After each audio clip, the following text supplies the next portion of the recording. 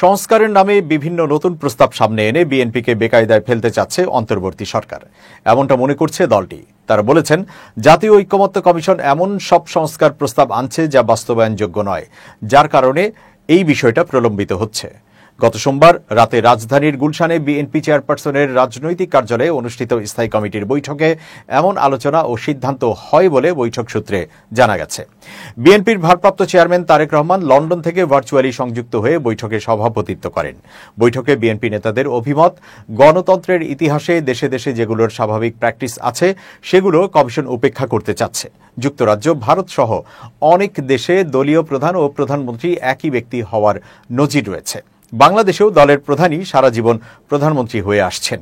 সুতরাং দলীয় প্রধানের প্রধানমন্ত্রী না হতে পারার প্রস্তাব বিএনপি মানবে না।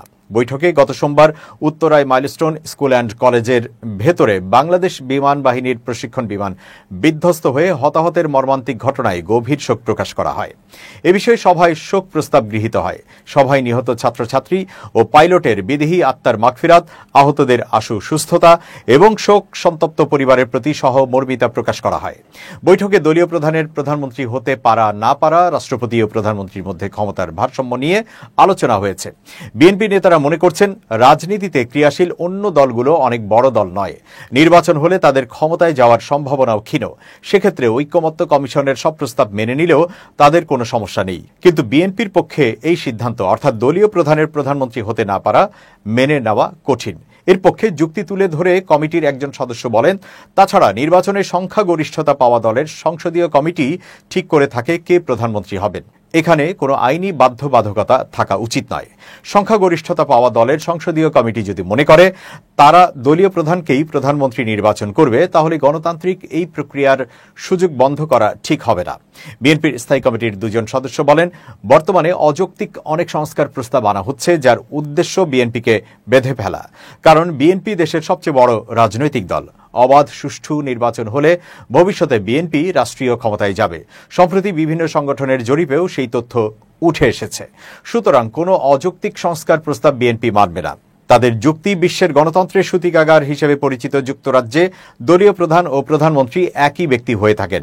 এছাড়া পণ্ডিত জওহরলাল নেহেরু এবং লাল বাহাদুর শাস্ত্রী ভারতীয় জাতীয় কংগ্রেসের প্রধান হিসেবে দেশটির প্রধানমন্ত্রী হন। আমাদের দেশেও দলীয় প্রধানরাই সারা জীবন প্রধানমন্ত্রী হয়ে আসছেন। তাছাড়া বাংলাদেশে দলীয় প্রধানের পরিচয়ই মূলত সেই দলের প্রার্থীরা নির্বাচনে অংশগ্রহণ করেন। নির্বাচনে বিজয়ের ক্ষেত্রেও দলীয় প্রধানের পরিচয়ই মুখ্য ভূমিকা রাখে। স্থায়ী কমিটির গত বৈঠকের মতো এই বৈঠকেও রাষ্ট্রপতি ও প্রধানমন্ত্রীর ক্ষমতার ভারসাম্য কেমন হওয়া উচিত তা নিয়েও আলোচনা হয়েছে। দলটি তাদের মধ্যে ক্ষমতার কিছু ভারসাম্য আনতে রাজি আছে, তবে এমন ভারসাম্য চায় না যেখানে সরকার প্রধান তথা প্রধানমন্ত্রীর হাতে পর্যাপ্ত ক্ষমতা থাকবে না। স্থায়ী কমিটি মনে করে, সার্বিক বিবেচনায় সংসদীয় গণতন্ত্রের রাষ্ট্র পরিচালনার জন্য প্রধানমন্ত্রীর হাতে পর্যাপ্ত ক্ষমতা থাকা প্রয়োজন। বিএনপি নেতারা অভিমত দেন, রাষ্ট্রপতির কিছু ক্ষমতা, অর্থাৎ স্বাধীন সিদ্ধান্ত নেওয়ার ক্ষেত্রে একটি বিষয়ে ক্ষমতা বাড়ানো যেতে পারে। তবে রাষ্ট্রপতিকে যদি ব্যাপকভাবে ক্ষমতায়িত করা হয় তাহলে সংসদীয় গণতন্ত্র তো তেমন অর্থবহ থাকবে না। সেক্ষেত্রে সংসদেরই বা কি দরকার? প্রধানমন্ত্রীর হাতে যথেষ্ট ক্ষমতা না থাকলে সংসদীয় গণতন্ত্র অকার্যকর হয়ে পড়বে। তবে এই আলোচনায় এখনো কোনো সিদ্ধান্ত হয়নি। এটা নিয়ে ভবিষ্যতে আরও আলোচনা হবে।